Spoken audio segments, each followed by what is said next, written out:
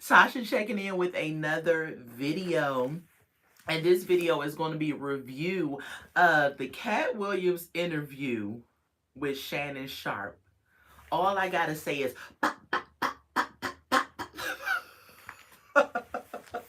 that ain't all I'm gonna say, but baby, Katt Williams came out shots fired. Let me tell y'all something. This interview is going to be the best interview probably of this generation. I ain't even gonna say of 2024. Let me tell y'all something. Gosh, it was so much in this interview. I watched it the other day, but I was at work. So I had to rewatch it because I wanted to take some notes because y'all know I'm a note person. And so when I watched it the first time, my mouth was like, when I watched it the second time, my mouth was like, so we're going to get into this video. It was a 3-hour video. I'm not going to do the whole entire video of what happened, but I'm just going to touch on some important pointers that he brought out in the video. So before we get started, go ahead and like, comment, and subscribe to this channel. This is the Redefine Me channel. We are growing over here. We have a good time over here. If you do comment, please keep it cute, nice, and classy in the comment section, y'all. I don't want to block nobody or remove the comment. So anyway, we're discussing the video of Katt Williams when he went to interview with Shannon Sharpe. Now, if y'all do not know who Katt Williams is, if you've been living under a rock, Katt Williams is a comedian and an actor. He also has a couple of different titles under his belt.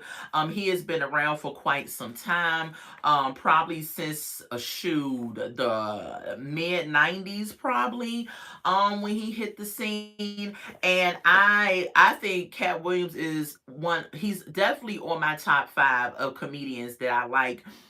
He's really funny. He's been in several movies such as First Sunday, Friday After Next. He was in Norbit. He had a role in that. And so he's been in a couple of things. He's, you know him if you see him. He has done voiceovers for Boondocks, A Pimp Named Slickback.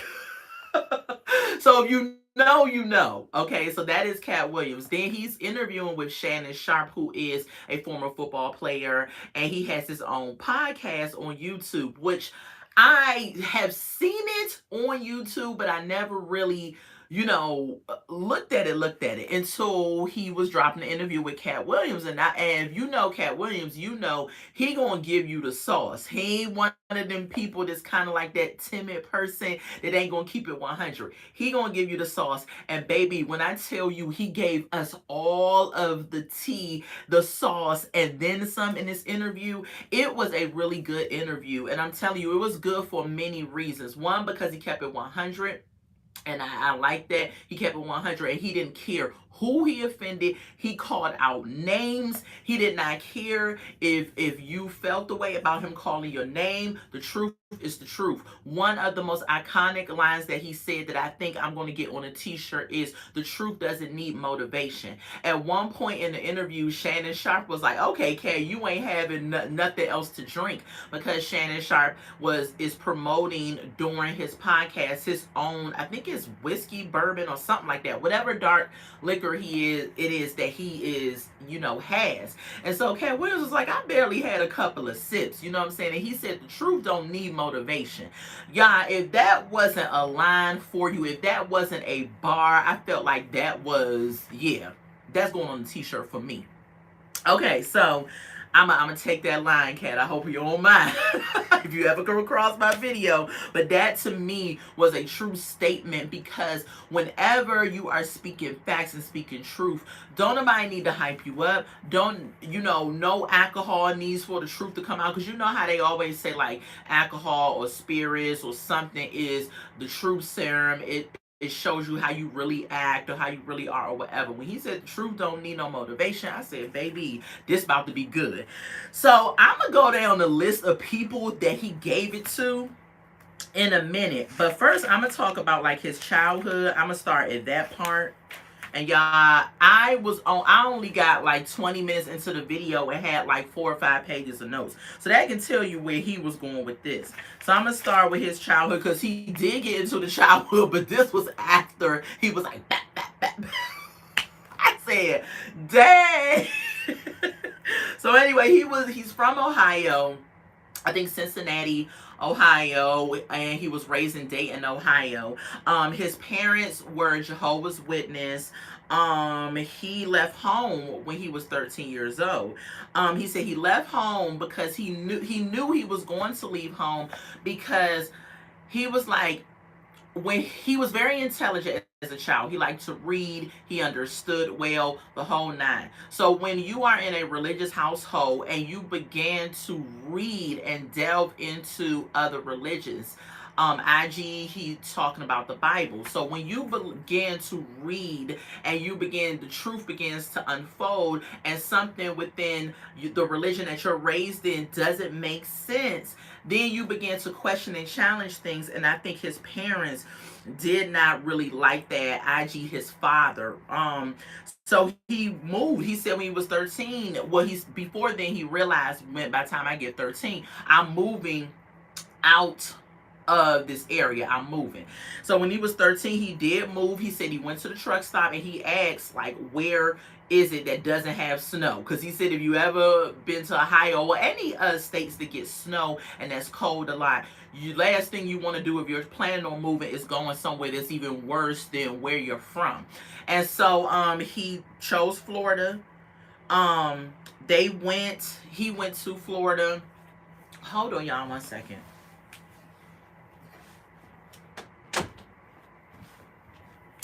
All right, y'all. I don't want to be interrupted because I feel like people downstairs about to interrupt me.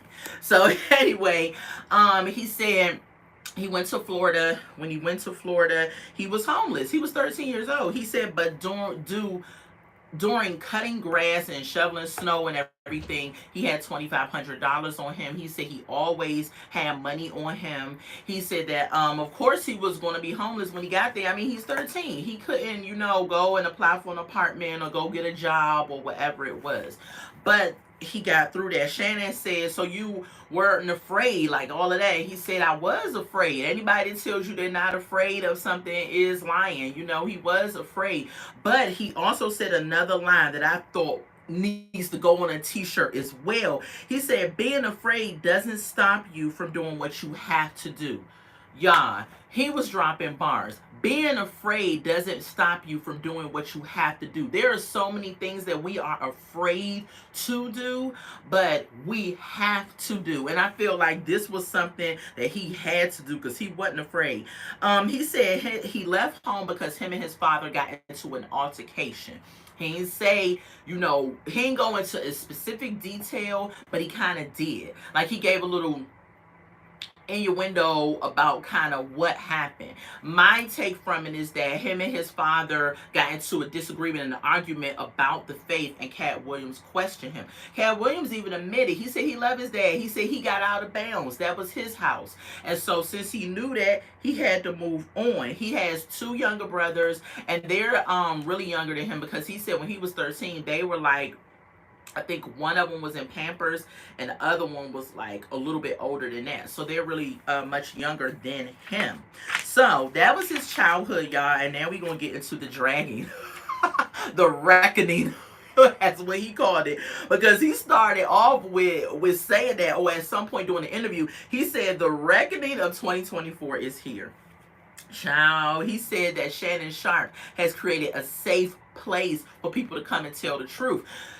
And it's funny because after I watched his interview, right? So I went on and I watched Ricky Smiley's interview when he was on Shannon Sharpe, and I watched Cedric the Entertainer. And the one thing that was different from their interviews to Katt Williams' interview is that Katt Williams seemed like he was just like, no holds bars. I'm going to give it to you raw, no filter, no chaser, nothing. I'm just going to give it to you the way it is, and this is how it is. And I think he came out that way because Cedric the Entertainer and Ricky Smiley came out their trick bag and mentioned some things that were not true in reference to Katt Williams. So he was like, I'm going to come on Shannon Sharp's platform as a guest as well and set the record straight, because Shannon Sharp said he was trying to get an interview with Katt Williams since 2022. And so Katt Williams told him, whenever I'm in your area, I will, do the interview. But I think what fueled him to do it at this point was these interviews with these other comedians that are not telling the truth, and he had to come out and tell the truth. And you know what, I'm gonna say this, some of the stuff I was just kind of like, I don't know if I believe that, but I wasn't there, so I guess. And then, but a lot of the things, the way that he spoke, well, he was very coherent. He knew exactly what he was saying. He gave details and everything, makes me feel like he wasn't lying. He didn't stumble, he didn't mumble, he spoke clearly. You understood exactly what he was saying. He kept eye contact, everything. So all of that made me feel like he was spot on with the truth, and they just didn't want to accept it, because after that interview, when I tell you some of the people he mentioned came out with a rebuttal, I ain't never seen somebody come out with a rebuttal that quick. You didn't even take time to sit on it, digest it, think about what he said before you came out and was like, I don't know, I'm about to say this. So he called out a lot of people. So we're gonna get started. First up on his list of the reckoning hit list was Ricky Smiley, right? So if y'all don't know who Ricky Smiley is a comedian. I would say he's an actor too. He's been in a couple of things. He was in Friday After Next with Katt Williams. He played the Santa Claus, remember, and we're going to get into why that is important. He was also in Baggage Claim, if y'all know that movie with Paula Patton, when she was trying to date all the different men and worked in the airport and everything. He played in, what did he play? What else did he play in? I can't remember, but he played in a couple of things. He also has a couple of characters that he does, like Little Daryl. He does Little Daryl. He does the old lady, Miss Bernice. He has his own radio show. So we know who Ricky Smiley is. He's from Birmingham, Alabama. That's who he is. Okay, so he started off with Ricky Smiley. He says that Ricky Smiley said that he was up for the role of Money Mike. So now, if you remember Friday After Next, there was a character in Friday After Next called Money Mike that was played by Katt Williams. He did a phenomenal job. I don't see anybody else that could have played Money Mike. Money Mike was like a store owner and a pimp of the strip mall and shopping center and everything. He was very charismatic. The role was made for Katt Williams, and this was Katt Williams' first movie, and he nailed it. He says that Katt Williams was supposed to play Santa Claus. And Katt Williams said, how does that make any sense? He said, imagine a 5'5", 145-pound Santa Claus. How does that make any sense? He said, if they were trying to make a costume for me to play that role, where are the bloopers from that? And then he says, I'm just going to go down the list of stuff that he said, because it was so much. Like, he gave so much. And this was, the people he named was only in the first, 15 or 20 minutes. So he said Ricky Smiley can't act. He said when they were shooting Friday After Next, at that time, Ricky Smiley's attitude was very much bitter when they were shooting it. He also said, hold on. He said something that I thought was too far, though, when he was referring to Ricky Smiley. Y'all know Ricky Smiley lost his son last year around this time. And he said, why would he start lying? And this is why people lose children. And so y'all think y'all don't believe in rituals, but this is why people lose children. Probably, relating to the fact that we've heard a lot in Hollywood that people die and end up giving up offerings and stuff so that they can become big in the industry and things like that. I thought that part was too far. You crossed the line. I feel like when somebody loses a loved one, especially a child and all of that, whatever beef we got is our beef, but don't touch on my children, my deceased children at that. So I thought that was a little bit too far. Katt Williams said there was 201 auditioners for Money Mike, comedians for Money Mike. No, there were 200. Katt Williams was number 201, and he got the role for that. He said the original scene of when he was with Terry Crews in the bathroom, if y'all remember the movie, and he ended up clutching Terry Crews man parts below his penis. We adults, okay? And he clenched that with a clip because Terry Crews was trying to assault him in the bathroom, and he clenched them, and we know the rest of the scene, right?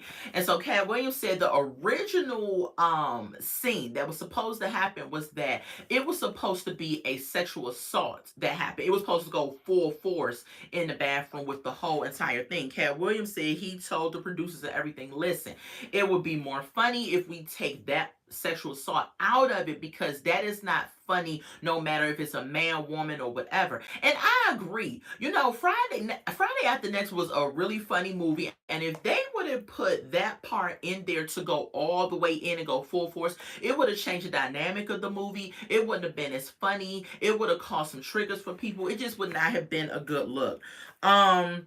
He says he wrote everything for Money Mike. He said he made the character. He did the wardrobe, he did the hair, he did everything for the character. He wrote the lines. He said, so if he did all of that, how was Ricky Smiley supposed to have been auditioning or had or get that part? Now, I watched Ricky Smiley's response, and Ricky Smiley said that he went to audition. He didn't say that he said he had the part, but when he did the interview with Shannon Sharp, he alluded to the fact that he was supposed to play that part as if he had it, and then they changed their mind and decided to go with Katt Williams. So again, the lies are lying. And everybody I mentioned, I'm gonna just say this outside of Steve Harvey, and we're gonna talk about that. I love everybody. I love Ricky Smiley. I think he is very funny. I think he is creative. My daughter actually met him one time on the airplane. She said he was very nice, and I believe that about him.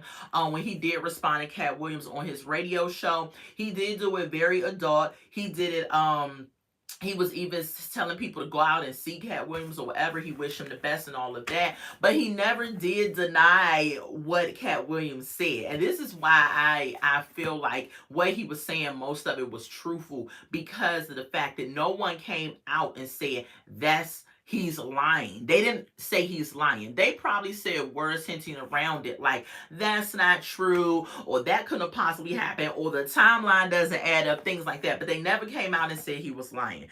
So what else he said? Y'all, was so much.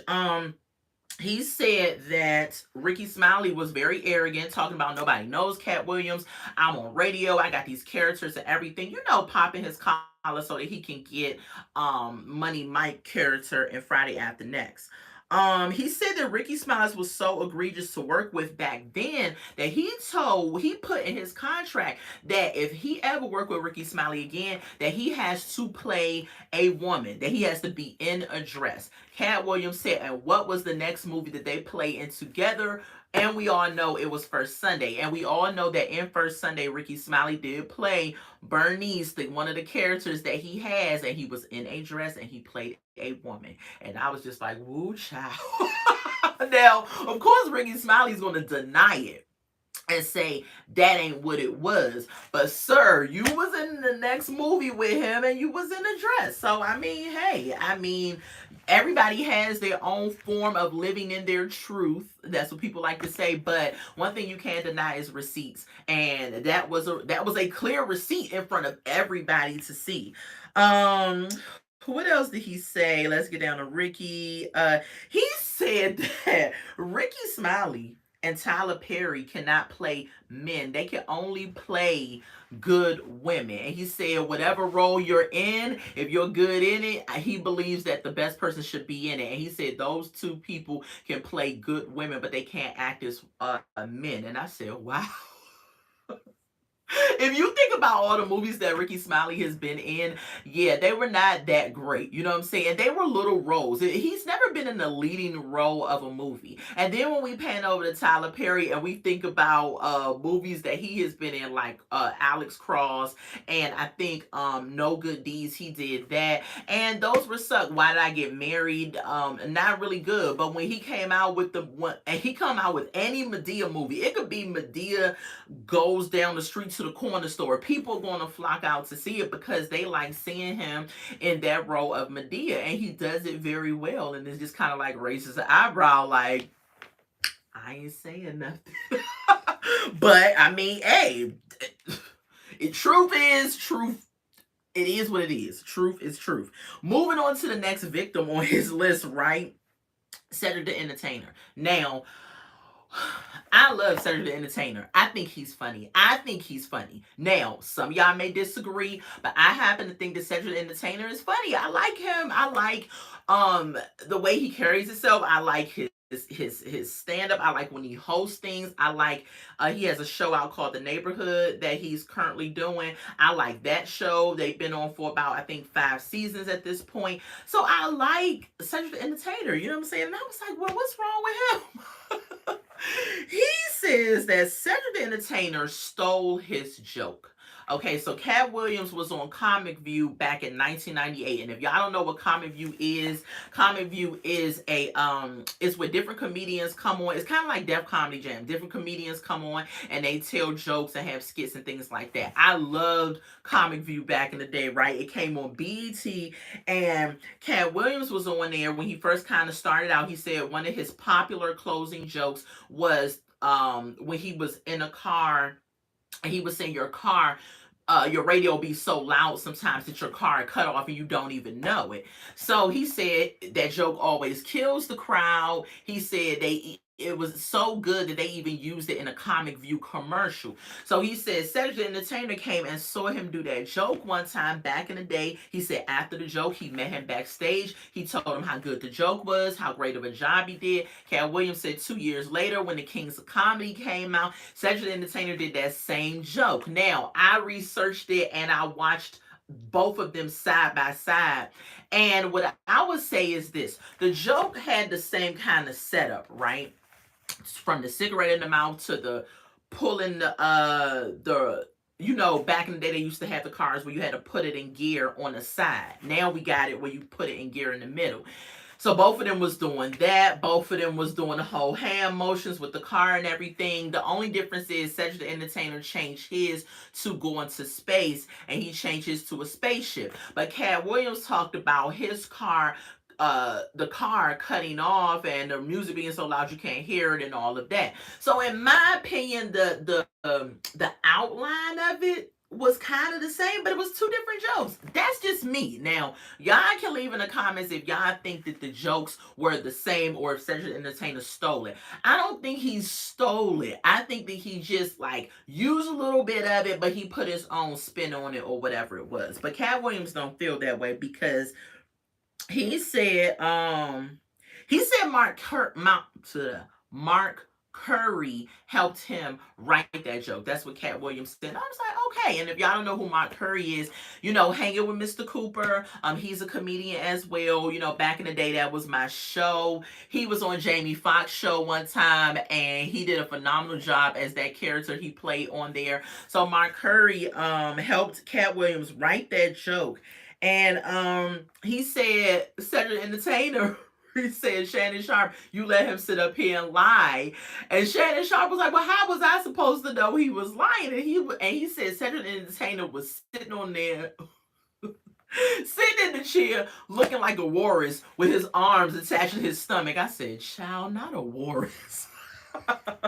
So anyway, moving on to the next victim on the list, because we gonna get back to Cedric the Entertainer, because he kind of went off of a person and then came back to the person. So then we get to Steve Harvey, and Steve Harvey says Steve was never homeless. Steve Harvey tells a story about how he was homeless at one point in his life. Katt Williams said he was not homeless. That was his story. Katt Williams said he was homeless, not Steve Harvey, because he was touring with Mark Curry back in the day, and Mark Curry was paying him $3,000, and so how was he homeless? He says that Don't Know Show, y'all get this. He said Don't Know Show want a country bumpkin black dude that can't talk good, that look like Mr. Potato Head. They need somebody with range. I said, dang. He was basically saying that's why Steve Harvey ain't been in that many movies, and he hasn't. Steve Harvey only been in like what? You Got Served. What else was Steve Harvey in, y'all? I don't know. Think Like a Man, and he only kind of did like snippet parts of that. So he ain't really been in nothing like that, if it's something else.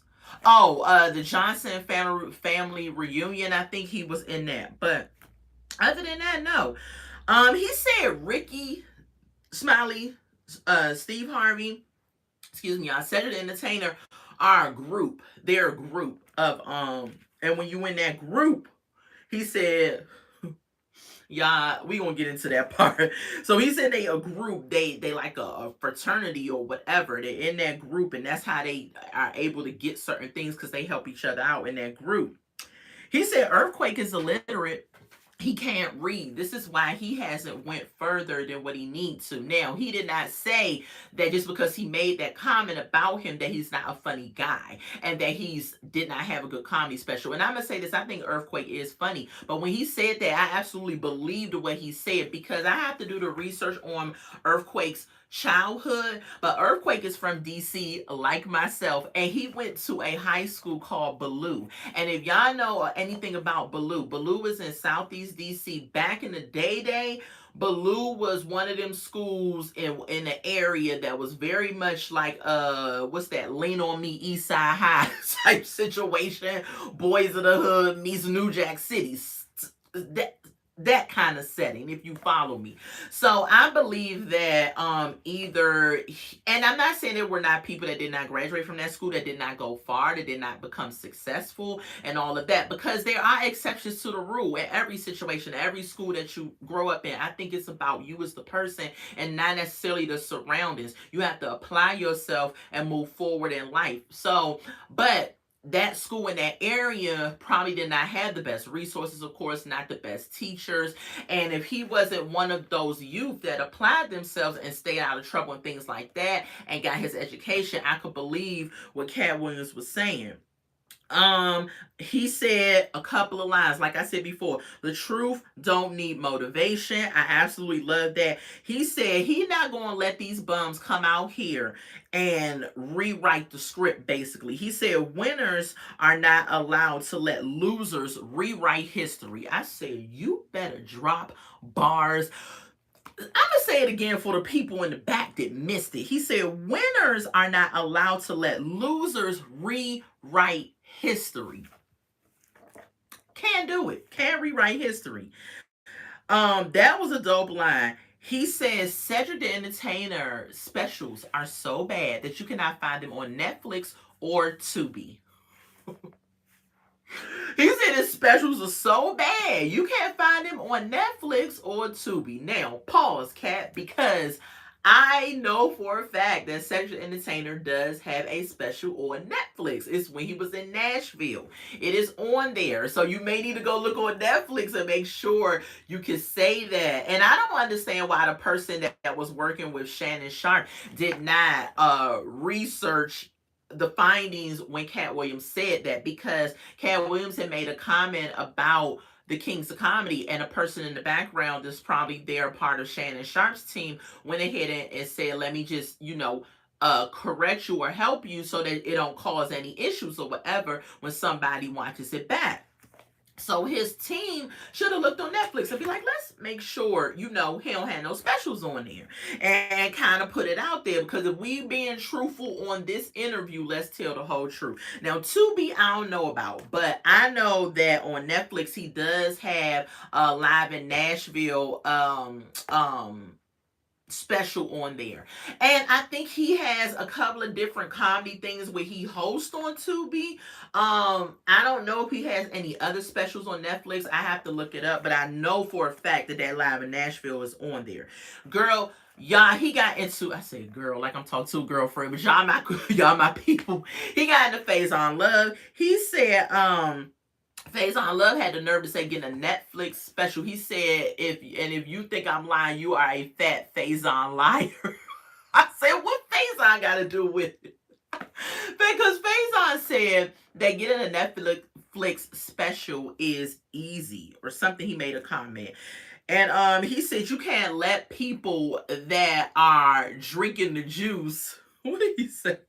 Drinking the the juice discuss real athletes. Basically, because I guess Faison Love has been juicing, trying to lose weight or whatever. And then, but then again, it might not even be about the weight. It could very well be about, Faison Love is not even in the lane of a lot of these people that has mentioned. Even though he talked slightly negative about Ricky Smiley, Cedric Entertainer, and all these other people, the truth be told is that they are funny comedians and they have put a brand out about themselves, not necessarily Faison Love. The biggest thing that I can remember Faison Love is Friday, where he played Big Worm. But that's about it. You know what I'm saying? Like, he been in some other stuff. Like, he was in Couples Retreat, that movie. He was in something. Oh, he was in a movie with Chris Tucker one time. But it was a small role. But you know what I'm saying? He hasn't been far in his career and all of that. Yeah, before we get on to the next one, he did touch on Chris Tucker. He talked about, because Shannon Sharp said, could there be another Friday or whatever? And he was basically saying, but all the people are gone. And Katt Williams said, the one that's irreplaceable is John Witherspoon, which John Witherspoon is deceased at this moment. He said, but you gotta have Chris Tucker, because you can't have another Friday without smoking. And he was like, yeah, but Chris Tucker on a whole nother level and all of that. And so he said, and then he was friends with Michael Jackson, and then Katt Williams was like, he had Mike changing his name to Christmas. He was like, what grown man gonna be called? He was like, would you be called Christmas? So again, Katt Williams be watching people. He be watching these specials and stuff like that, because as you know, Chris Tucker had a special where he talked about how Michael Jackson is so cool, so dope, that he went ahead and changed his name to Christmas, and he ain't even mind, so. Ciao. Let's move right along. He said if you sign up for the agenda and their program, you're going to get and I'm going to quote this, you're going to get a light-skinned, weird-faced wife that don't do interviews. I said, child. Shannon Sharp was like, now, Katt, come on. He was like, nah. He said, I'm not talking about all of them. He said he's only talking about 7 of them in particular. There was another YouTuber that had put up all the wives of the comedians that he kind of touched on, and every one of them was light-skinned. I said, child. Every one of them. If you think about it, Steve Harvey's wife, Sam's wife, I don't think she light skin, but she teetling on that. Kevin Hart's wife, his second wife, okay, because the first one, I believe, was my complexion. She probably was a little darker than me, but the second one he with now is light skin, and a bunch of other people. Y'all, he talked about Ludacris too. He said Ludacris was a part of the Illuminati. He said, because Shannon Sharp asked him, are you and Ludacris related? And he said, no. He said Ludacris is a part of the Illuminati. He said 2 people were approached. He said one was approached that was told to cut his afro and the sharp sideburns, and he would be insured, oh my gosh, $20,000 a movie for 10 movies or something like that. Millions of dollars for 10 movies. And then the other one he said was Katt Williams, basically to sell out for change your appearance, and we'll pay you this amount of money for these movies. As y'all know, Ludacris has been in Fast and Furious, and Fast and Furious, I believe, is on number 10 of their movies. And I'm just like, child, tell the truth, shame the devil. But I'm like, what Ludacris gotta do? Let's move on, though. So he says, blackballed. He talked about himself being blackballed, Katt Williams. And he said that's because he got blackballed because he collects info, knowledge, and secrets. He said he knows too much. He says he's basically the bone collector. You bring him something that he can use, hold on to, store in his box for later, and he'll even pay for it. He says that they put out so many lies about him. He said he raises black children. He's never been on any hard drugs, and he basically didn't sell out like the rest of them, and that's what they don't like. He talked about how again, he went back to how he created Money Mike. We talked about that. Talked about how Steve wasn't homeless. That was his story. We talked about that. Then we get down to Kevin Hart, y'all. So he said, what comedian do you know? Now, we know Kevin Hart is from Philly. That's on the East Coast. He said, what comedian do you know is on the East Coast, but comes on the West Coast and has his own show, his own movie, Soul Plane, that he started. And Kevin Hart did have his own TV show back in the day. I forgot the name of it. I think it only did like one season, but it was an okay show. But he did have a show. So he came to LA, had a show, had a movie, and then he had all this stuff lined up. And normally he's like, normally you have to be in comedy clubs and put in the time and the energy and all that to get all these things. But he said Kevin Hart came over to LA, and it was basically set up. He said he's an industry plant. I said, child. He said, if you don't believe in it, there has never been another comedian that has done that before, and there has not been one now, and there will not be one since. She said he's an industry plant. And I could kind of believe that too, you know what I'm saying? Because if y'all think about it, when Soul Plane, I don't remember, we don't see Kevin Hart before, before Soul Plane. We don't really hear about him being on like Comic View or things like Comic View, being in comedy clubs and things like that, like really trying to get his foot in the ground. It's almost like for a 10-year span, he was in everything. It's almost like he came out after Soul Plane and shot up to stardom like overnight, it seems like. And then he said this too, which I thought was very important, which I thought was very true. He said the number one job of people who have sold their souls in Hollywood is to act like it didn't happen. I said, you said a mouthful there. Act like it didn't happen. And it's almost like they deny until proof comes out. And then even when proof comes out, they still deny.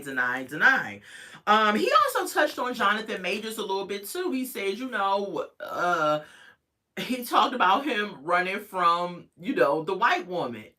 And the white woman can just like that take away everything. And then you use the black woman, which was Megan Good, that was by his side to help him not get as much time as he should have probably gotten. On to the next one. And I'm dropping in people, that because he talked about so many different people. I may even miss some. And if I do, y'all can drop it in the comments. He did get on to Gary Owen, right? He says Gary Owen has been doing comedy for 25 years and can't cross over. And he's white. And it's just kind of like, that is so true. I listened to Gary Owen's podcast about him responding to that. And basically what Katt Williams was saying is that he did not sell his soul to get where these other comedians have gotten. Now, Gary Owen, in his own right, has come up. He's had a couple of specials. He's a funny guy. He's been in a couple of movies. Think Like a Man. He was in Ride Along. He was in a couple of things. And so he's funny in his own right. And he has his own, form of stardom. But he's not as huge as I feel like he should be or could have been. You know how you see people like celebrities where you be like, why are they not bigger? And that's because they decided not to sell out and get involved with the whole scheme of Hollywood, right? Because he touched on that too. Gary Owen, let's go back to him. Gary Owen said on his response on his podcast, he said that on 2 occasions, he was approached in a scenario situation where it was seeming like the person was asking him for, fellatio. And if y'all know what that means, you go down on the man. And Gary Owen was like, oh no, we're not doing that. And Katt Williams said that is why a lot of roles that Kevin Hart has gotten and a lot of these other roles have hit his desk, and he has turned them down because he just simply said, can we change some of the narrative, some of the gay things in it, some of the narrative of it, can we just change a little bit of that, then I'll do the movie. And they didn't want to change that. Let's go back to Ricky Smiley too. He said that he was okay with doing that sexual assault scene on Friday After Next, but Katt Williams wasn't. But they still went with Katt Williams. So I was like, wow. So back to Gary Owen. Gary Owen on his podcast did say that. He was just like, I had 2 occasions where I was asked for, in order to put me in a certain situation, if I would go down on the person. He was like, I was not willing to do that. Katt Williams said, he said that he brought up Harvey Weinstein. That's the next thing. Yeah, and that's it with Gary Owen. So Gary Owen should be glad that he brought him out, but he said he didn't sell out. Okay. Then the next person he talked about was Harvey Weinstein. He said he was offered. Harvey Weinstein came to Katt Williams and asked him in front of his crew and his agency if he would go down on him, if he would give him head, if he would suck him off, or whatever however y'all want to say it. And Katt Williams was like, absolutely not. But he said 3 other guys got the role or was in the movie or whatever it was, and he was like, well, if I didn't do it and I didn't get it, then I wonder what they did. And I was like, ooh, child. I was just like, what? My mouth the whole time of this interview was like, I'm telling you. He gets back to Steve Harvey.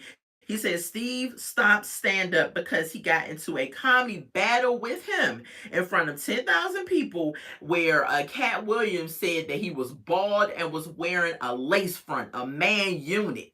And I was like, oh boy.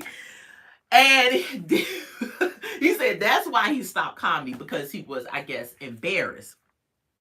He also talked about Bernie Mac. He said that Bernie Mac was the king and the best that ever did it. He said that the Kings of Comedy was really like Steve Harvey's kind of tour that he puts together. And he was the host, but he was supposed to close out the show. But Bernie Mac, of course, closed out the show, and Bernie Mac killed it. But Bernie Mac was funny to me. I liked him too. I liked his show. Oh my gosh, the Bernie Mac show was like one of my favorite shows back in the day. And so he said that Steve Harvey even called Ocean 11 trying to get Bernie Mac's part, trying to get his role. And if y'all know, he played in Ocean 11, Bernie Mac. He played in Soul Men. He played in a couple of things. He played in Life. He had a couple of movie roles, and I feel like Steve Harvey probably was jealous of Bernie Mac, the whole time trying to make it seem like, he was his friend and missed and all of that. And it was a rumor mill going around that's why they stopped touring for the King's Comedy, because, Steve Harvey could not make DL and Bernie Mac do what he wanted them to do, basically. Cedric is his boy. They like this, so that wasn't a problem. He said, went back to Ricky Smiley. He said Ricky Smiley been playing the old church lady for years. He said Cedric don't write his stuff. Steve don't do stand-up, because Shannon Sharp asked him, has he ever toured with any of these people he's naming? Would he ever tour with them? He said none of them is funny in real life, because he said Ricky Smiley been playing the old church lady for years, said don't write his own stuff, and Steve don't do stand-up. So he said no, I've never. He said I'm not going to be like them, let them... Wait, he said them lazy bums, they take shortcuts. I said, wow. Then he went back to the joke. He said it was part of the commercial. 2 years later, we talked about that, how Sid had stole his joke. He said Sid and Steve apologized to him back in the day about the joke, right? And Katt Williams gave him a pass. So he said, why would Sid then come on your platform, Shannon, and bring back up old history, basically, and then wonder why he's coming like this. He said he wanted to punch him in the stomach then, and then he went as far as saying that God will allow them to be in the same hallway at some point. He basically gave a little semi-threat to Sid and said, if I ever see you again, it's up. Like, if I ever see you in the same space, we gonna throw hands. I was like, woo, child. What else, y'all? That's all the notes I have. But it was so much more. It was so much more. But I don't want to make this video, this Let's Talk About It video, extremely long. And I forgot to mention that this is a Let's Talk About It. And we talking about, of course, the interview with Katt Williams and Shannon Sharp. I would advise you all. And that interview was almost like 3 hours long. And so I listened to it at work. But when I got ready to take my notes, I was like, I'm not going to listen to this whole thing again. But yeah, I would employ you all to go and actually on YouTube YouTube, look up Club Shay Shay, or you can type in Katt Williams interview with Shannon Sharpe. Yeah, this interview was so good. It's so iconic. Everyone's talking about it on YouTube. It's all the buzz. I'm telling y'all, you would not be disappointed. You will sit there for the whole entire interview with your mouth open like mine, because he was shots firing, but he was dropping jewels and he was giving the truth. I love the interview. I feel like it's going to be the best one, hands down, of our generation. There would not be another interview that tops this. In order for him to top this interview, he would have to literally get like Barack Obama to come on that show, or Jesus. That's the only tops. I don't want to say that because I want to put Barack Obama in the same category with Jesus, because he's not at all ever. So let me take that back. He would probably have to get Jesus himself to come on his show in order to top this interview, because right now this interview is at like 16 million with an M views. And some people probably went back and watched it twice because they wanted to make sure they was getting stuff and that they wasn't hearing things. And then some people in the word still hasn't listened to it yet. But word of mouth is powerful, because even yesterday, 2 girls at work had not heard the interview. And I said, did y'all listen to the Katt Williams interview? They was like, no. I said, baby, that interview was off the chain. I said, y'all gotta listen to it. So 2 of them, they listened to it while they was there. And I'm pretty sure after they listened to it, they gonna tell somebody, and then they gonna, and that's how it just begins to explode. But when I tell y'all, this was a dope interview, it was really, really good. I loved it. Yeah, he dropped some fire in it, y'all. So go look up Katt Williams interview with Shannon Sharpe on Club Shay Shay, and I'm telling y'all, you're gonna be amazed. Sit back, get some popcorn, and enjoy. But y'all, this is Sasha checking in. That is my Let's Talk About It segment, where I reviewed the interview of Katt Williams and Shannon Sharpe. Until we meet again, I will be, of course, dropping my review for Life After Lockup on Sunday. And then, of course, I drop other content on the channel. Make sure that you like, comment, and subscribe to this channel. We are on a push for 2024 to reach over 1,000 subscribers. So, y'all, we can do it. Go ahead, share this video, like, comment, and subscribe. And make sure that your notification button is on, so that whenever I go live, y'all know that I'm in the building. All right, y'all. I love y'all. Thank y'all for joining me. Until we meet again. Bye. Oh, y'all, I done shifted the thing. All right. Bye, y'all.